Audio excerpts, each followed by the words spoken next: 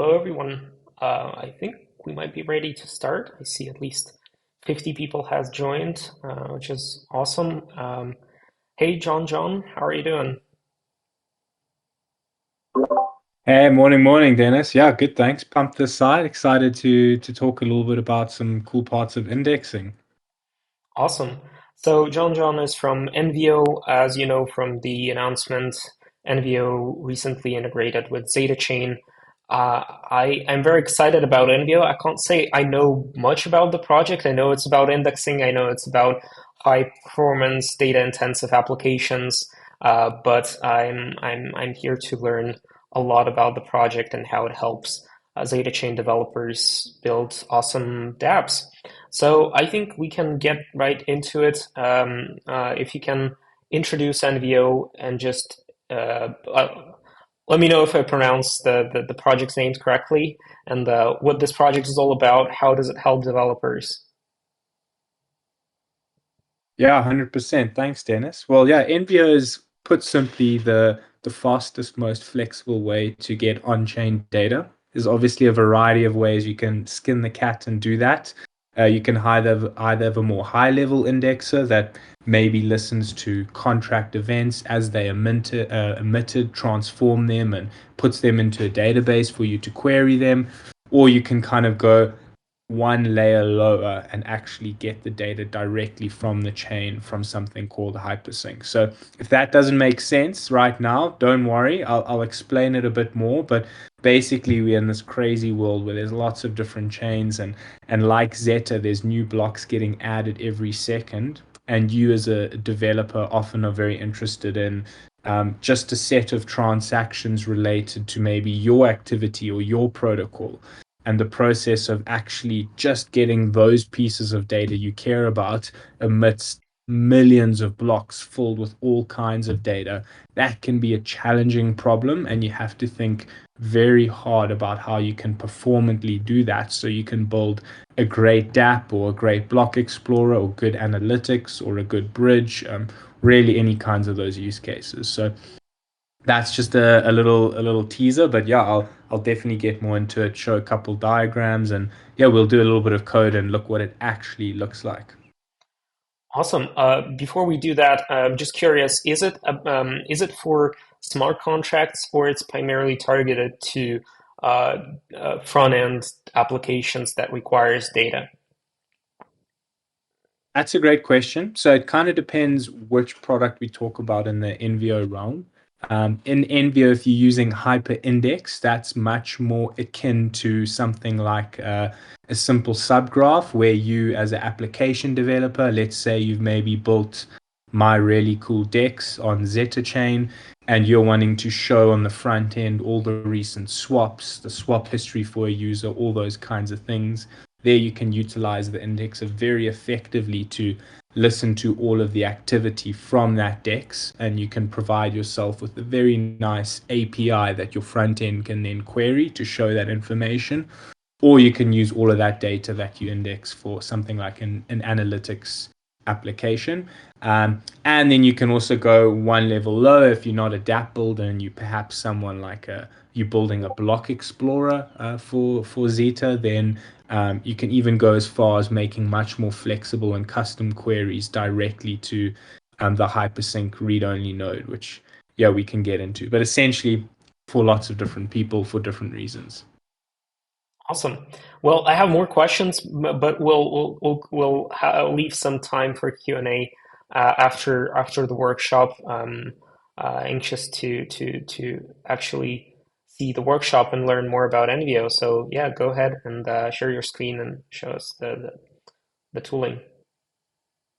Lovely. Cool. I'm going to kick off now and feel free to ping questions in the chat. I'll come periodically take a look at it and I'll ask you if there are any. Just feel free to interrupt me. But I want to start over here. And again, I've talked a little bit about it, but why do blockchain applications need an indexer? What is it? For those of you who maybe just aren't so familiar about it, like why does this even exist? Um, essentially think of it like this, right? We have all of these blockchains. You can see there's Ethereum, Optimism, Zeta, right? There's millions of blocks. And if you go into any blockchain like Zetascan, right, you go and you click on a block and you'll see it's made up of, hundreds of different transactions. And each of these different transactions results maybe from a different transfer, a different application call. It could be some borrowing and lending, a deck swap. Really, the information is all just put in each block, and it's not particularly ordered. It's not like you can find all of the DEX things just simply in the blockchain, right? So the process of indexing helps to fix this problem where it's time consuming and costly to find, transform, and store the data that you care about in these blockchains. So again, in Zeta, let's imagine we're a developer, we've built a DEX, we're having hundreds of users swapping, but we want to care about those specific swaps from that user, right? So if I scroll down and show you how typical indexing generally works is often you have a node, so let's say a Zeta node, and what you're doing is you are querying generally the chain and asking for the events you care about. And every single block over these ranges, you're making these queries, and if you get a hit on some events that you care about, you maybe run some logic and say, okay, I've got a swap event from user A. It's the second time they've swapped, so I'm going to add their total swap volume and then I'm going to save it to this database. And then you generally have an API that hits this database. So your front end can show, okay, user A, you've made two swaps.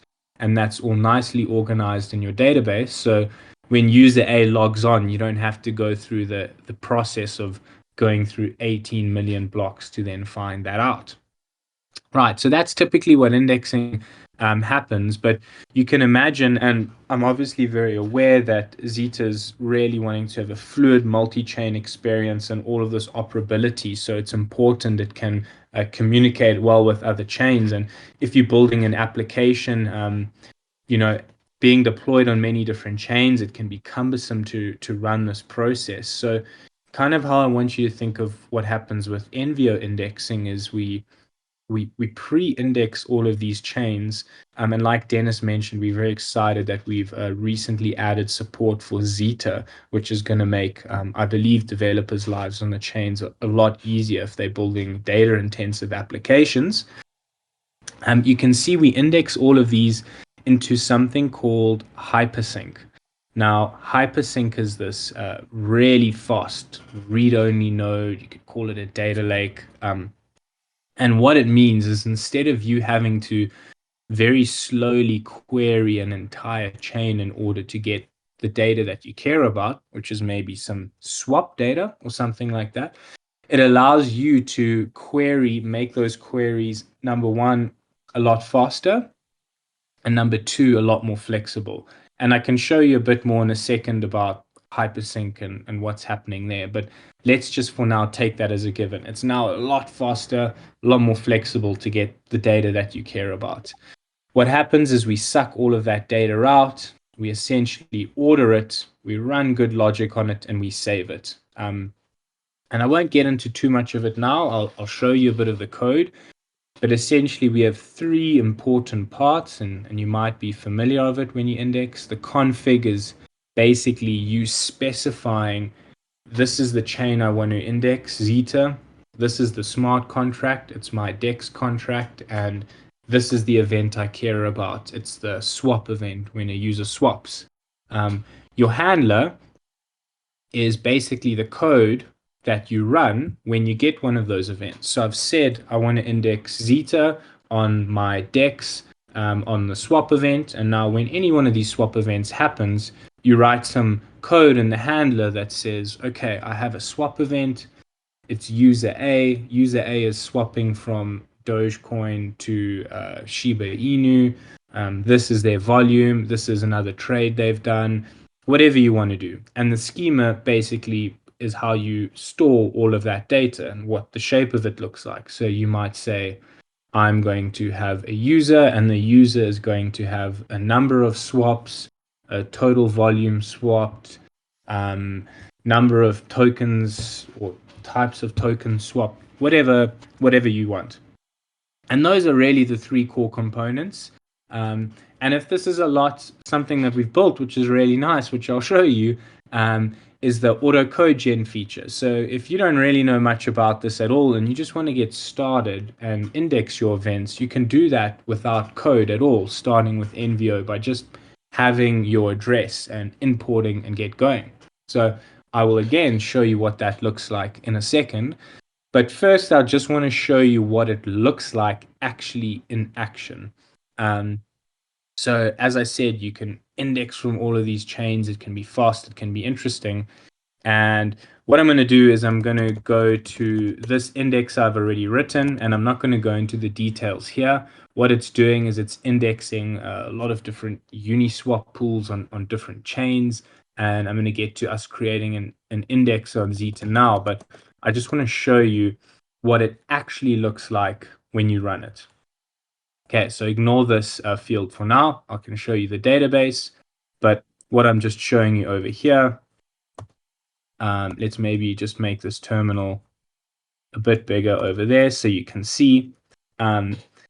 Very quickly, you can see we are indexing 5 different chains, and it's showing you very nicely and quickly. We've already gone through 2 million blocks on this chain, 22 million blocks on this chain, 4 million blocks on this chain. You can see we're processing hundreds of thousands of events very quickly across multiple different chains.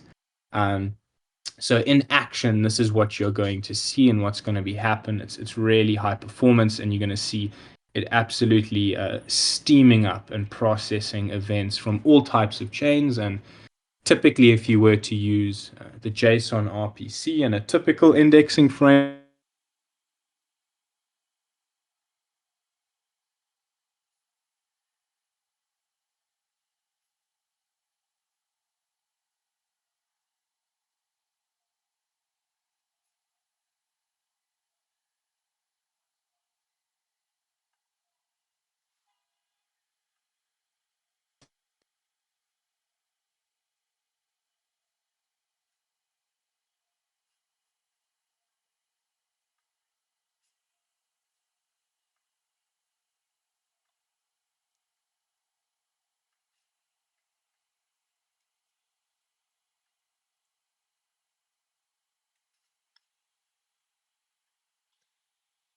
John, sorry. Can you hear me? I think we might have lost audio.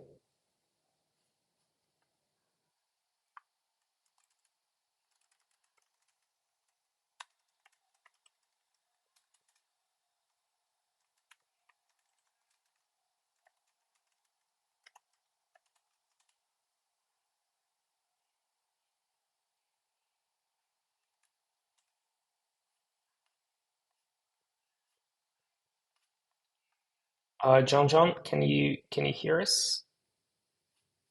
Yeah, we lost audio. Let me.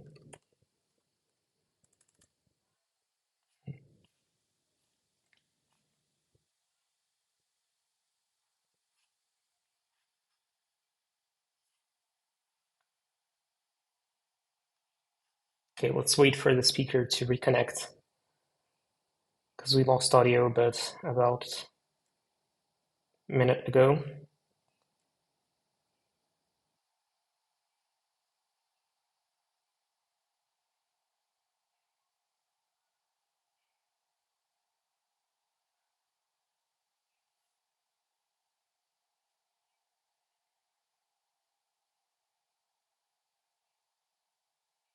is called importing contracts, and it makes it very, very quick. So there's 2 ways we can auto generate an indexer. One, we can pull it from the block explorer, and one, we can auto generate it from an ABI. If you don't know what that means, don't worry. I'm going to super quickly show you what that might look like in practice. So we're working to get support for every single chain on the contract import. Right now, we don't have that for every chain yet, but we do have the ABI support for every chain. So I'll show you what generating an ABI indexer looks like for Zeta chain. And What is an ABI first off? It's kind of just like this file that essentially describes what the smart contract looks like, what functions it has, and what arguments they take, what events it has, and what data it emits, and it just allows you to see that. So what I can do is if I pop up my, let me put that down there. Let me pop up my terminal over here. And let me show you, yeah, again, exactly what that looks like. You can see I've got this V3 core repo. This is actually the sushi swap deployment on Zeta, which is very, very nice, right? And I've got two ABIs. I've got a pool JSON and a factory JSON, and I'll show you what that looks like. So if I just cat it out, as I said, an ABI is kind of like this thing that just shows you this is the name of the function, these are the inputs, these are the outputs, etc. So it's very easy to get an ABI. You can find it, you can generate with it. So most of you will be already familiar with it. But what we can do is we could run Envio init.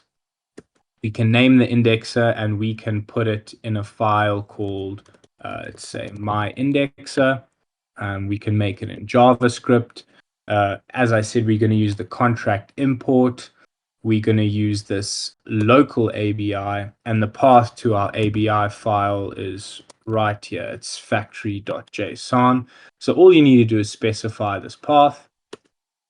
And then it's already picked up the various events that it's emitted. So we can see there's a pool created event, an owner changed, and a fee amount enabled. Um, maybe we care about all of them. So we're going to index all of them. And yep, you can scroll down and choose Zeta over there. Really nice. Okay. There it is. The name of this contract is, say, Uniswap factory v3, or maybe v3 factory, and the address. I actually don't remember the address on hand, but we can change it later. So I'm just going to pick a address here off the Zeta chain to start off with.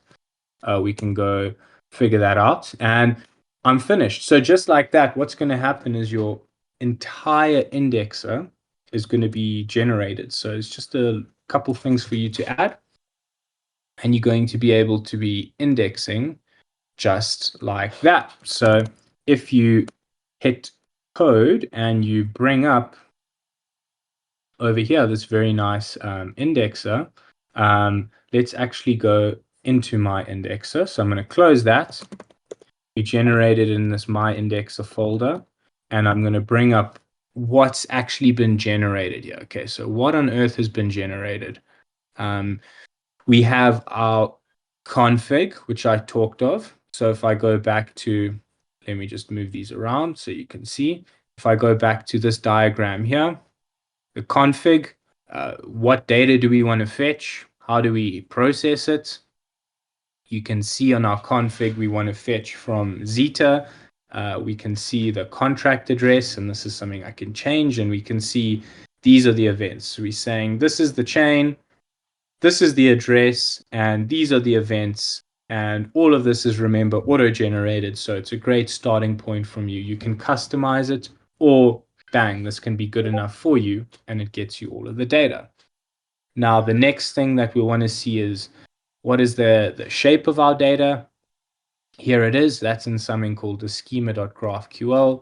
And you can see, for example, this is what the factory pool created table is going to look like. It's going to have an ID. It's going to say what's token 0, what's token 1, what the fee is, the tick spacing, the pool, and it's going to link to a summary. So again, all of this is auto-generated for you. You can get started and sync real quick, which is lovely. And then the last thing, which I'm going to talk a bit about, is the event handlers. So this is generated from you, and this is generally where you as the developer would come in and start adding in some color and deciding what you want to do. And what you would do is on these handlers. So if we look at the handler when there's a pool created, every time there's a pool created, this code is running in the handler. And right now, it's just kind of adding this pool created to the summary, and it's adding it to this pool created event that we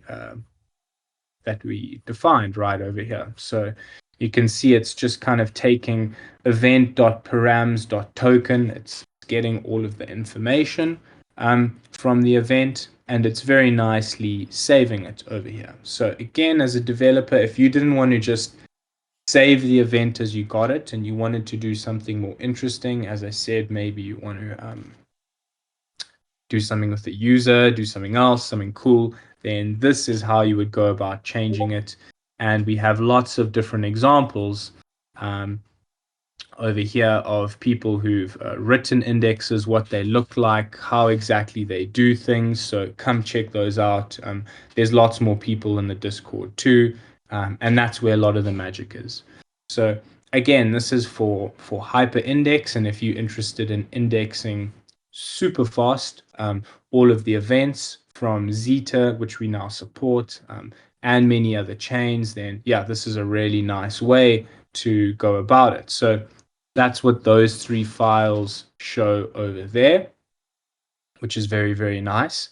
And we looked at what the indexing looked like over here with everything going up. I've stopped that now, so that stopped indexing. And then we looked at the API. I think we had it over here where you can make queries and you can see all of the data that you've indexed, which is really nice.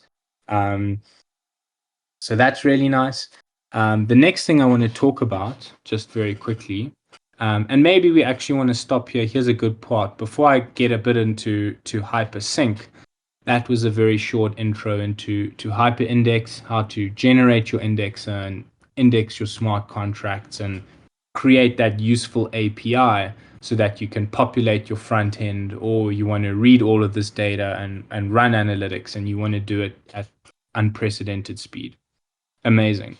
Before we get into maybe one level lower, if you're wanting to develop a block explorer or something else and dig underneath, uh, let's pop back and let's see if there's any questions.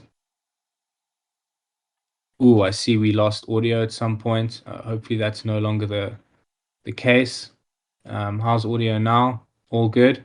Yeah, yeah, we can Cool. hear I you see fine. some.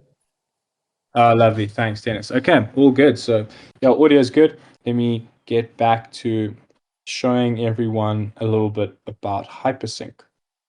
Okay, so what's making this so fast and powering us fetching all of these millions of events so quickly and putting them on the database is something called hypersync. And again, I can just go and show you everything that's been going through here, how fast it is. This is what's happening. Now, what's happening underneath is this hypersync API.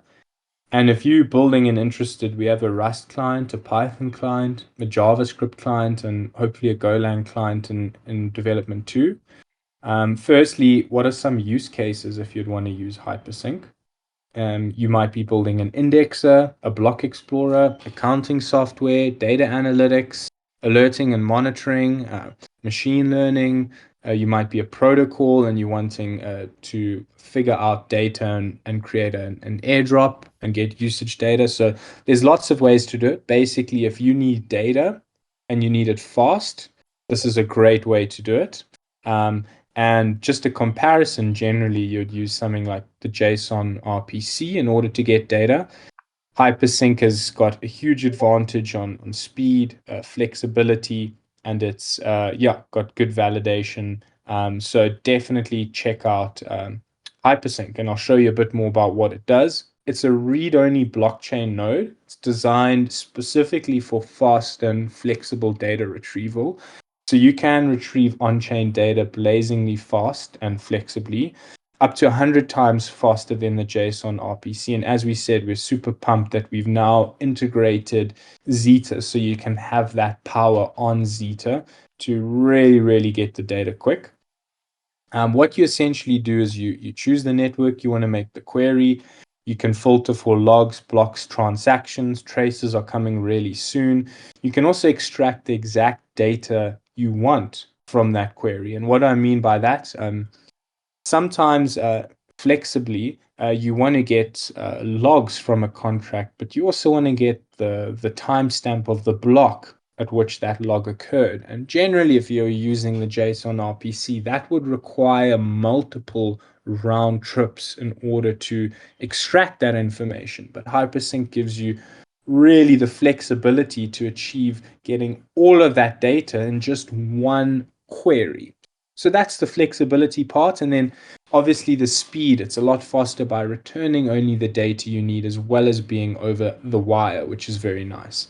Um, Again, you can save to the format you want, Parquet. It can come across HTTPS and JSON, and there's lots that can happen there. And there's an optional decoding if you supply an ABI.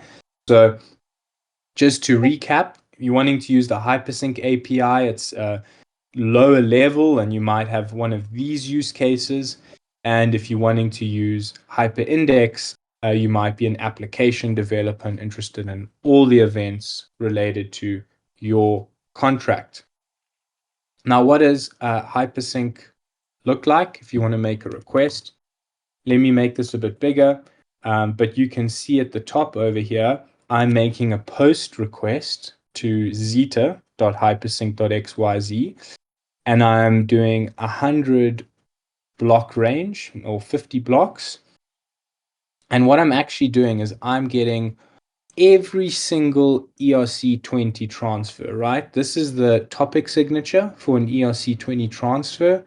And if you need help with getting these topics and understanding, it can take a little bit of a while to wrap your head around it due to the way things are encoded. But it's very much the standard topics, you'll be aware of it. So we are actually going to get every single ERC20 transfer. That means for any smart contract that's deployed, any ERC20 transfer matches this topic signature. We're going to get it from the Zeta chain where we make this request. And the data we want returned is the block number, the timestamp, and for the log, we want the address, we want all the topics, etc. over here. And if I hit send over here, you can see it's going to be loading. And in just a couple seconds, you can see we've had 4.2 megabytes returned. It's okay. We've got this massively long list. If I scroll down over here, and you can see we are getting absolutely every single ERC20 transfer that's occurred in Zeta over this point. So if you have a block explorer and you maybe want to show all of the ERC20 transfers over the last 50 blocks, doesn't matter what token, then this is a much quicker way of doing it as opposed to trying to make an RPC request to the node. So again, this API is very flexible. The blocks, what you can filter for, logs, blocks, transactions. It's very, very nice. So you can go have a look. Yeah, so that's a very interesting part, and that's a bit showing you hypersync in action and you being very interested in getting data from Zeta and how you can do it as of today. So if you need any help, pop into our Discord and we're welcome to help you with those queries. And yeah, we did the same for generating an indexer using Zeta and indexing data from Zeta and then creating an API. And again, you can head to the docs, have a look over here. If you get stuck, you can pop into our Discord. But yeah, I didn't want to dig too deep. I wanted to actually visually show you some things, how they work, what an API query looks like, what is indexing, what is the hypersync, the hyperindex. Really rather give you a bit of a holistic overview so it makes sense and you can understand why you would use something like this and what the advantages are of using an indexer um, on your application. So yeah, it's a really essential part if you a blockchain developer and you want to build any kind of protocol, Explorer, really anything that lives on the blockchain that needs to get data. So yeah, we want to make that really easy for you. As we said, we built so it will be super fast for you, which is becoming more of a thing. And yeah, with Zeta being um, really fluid with the multi-chain, this is a really nice fit as you're able to do really nice multi-chain indexing.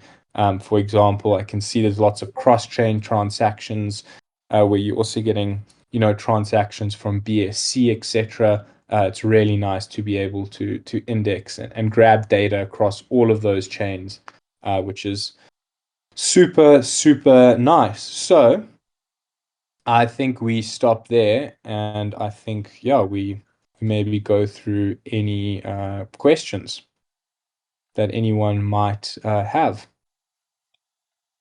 Yeah, first of all, thank you so much Cool. for the workshop. It was very enlightening, and yeah, just learned so much about it. Really helps to see it in action.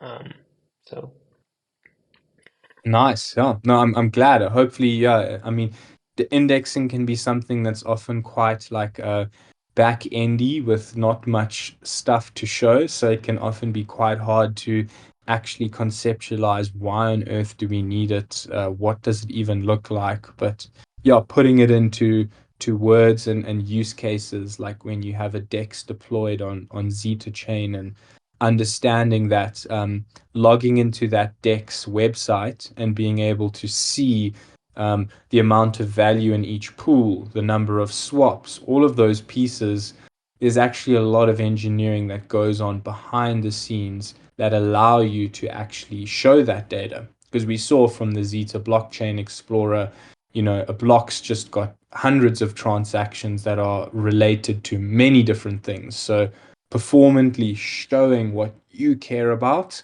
yeah, indexing is a big part of that. yeah, for sure. I just wanted to ask the audience if you have any questions, feel free to post them in chat, and we'll try to answer them. In the meantime, I have a few questions myself. So I've noticed that you're running like you're running an indexer on your machine, right? But it's only a client for Envio, right? It's not doing indexing, or is it something you actually need to run yourself on the back end as a user, as a developer? Um, for sure. I think I've got your question, and correct me if I'm wrong, but I was running the indexer locally now as I was developing, for sure. You are, however, able to deploy that indexer to the hosted service. So you obviously don't need to keep your laptop open 24 hours and, make sure it doesn't go to sleep and, and things go down. You're more than welcome to go away and hike during the weekend while it chugs along on the hosted service. Yeah, so that's another great point. You very easily on the hosted service can specify basically a GitHub branch, which is your deploy branch.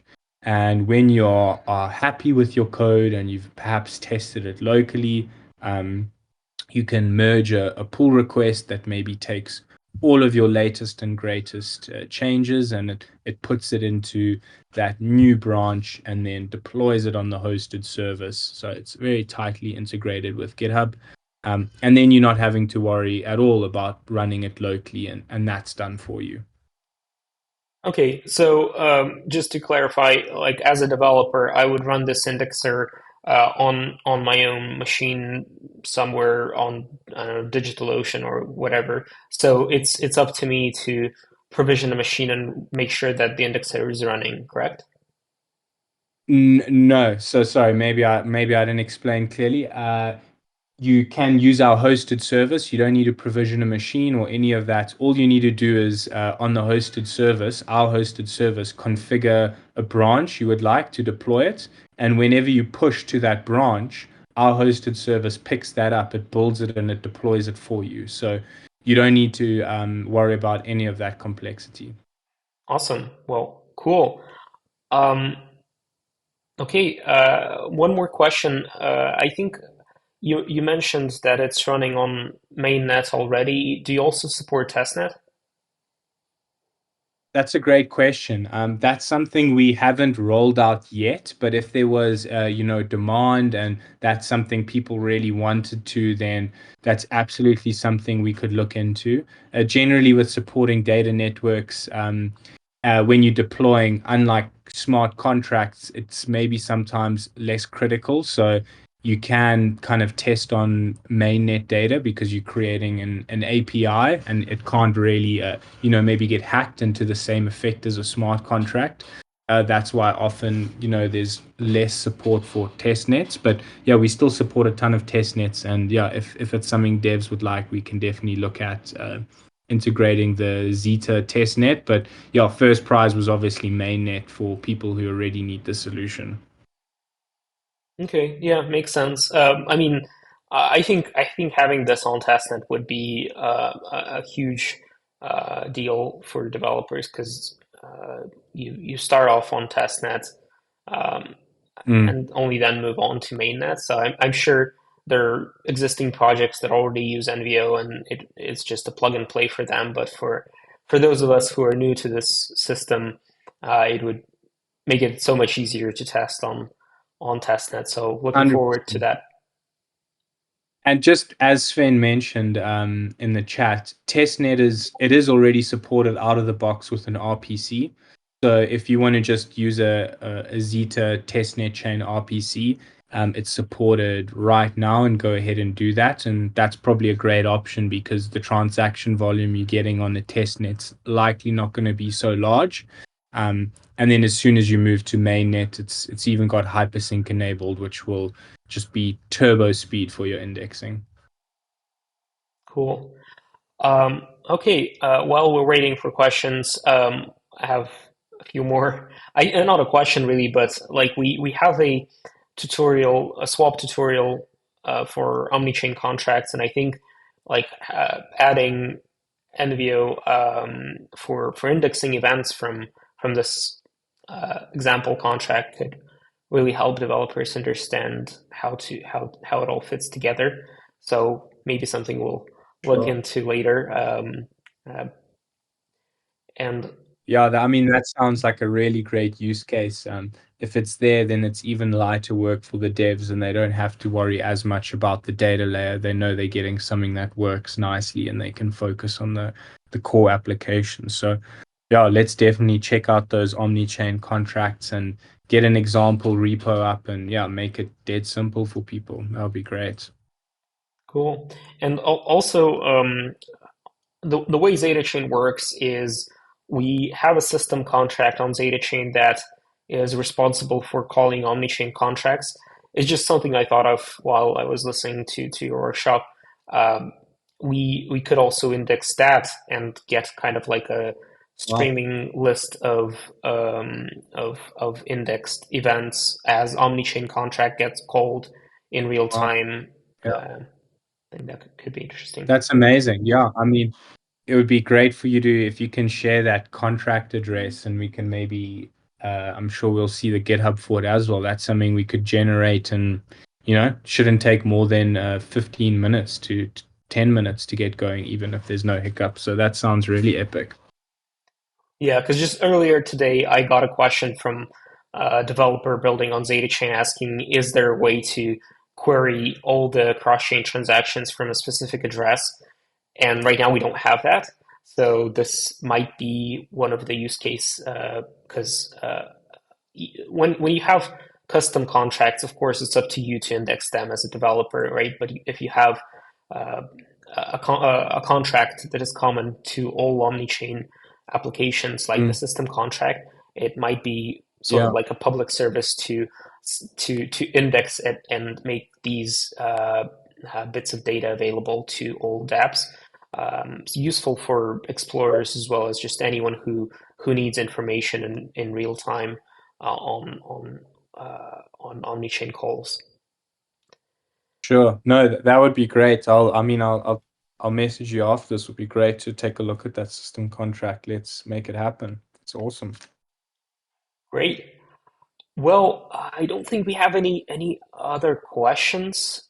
Sure. I mean, I got my questions answered, so thanks again for that.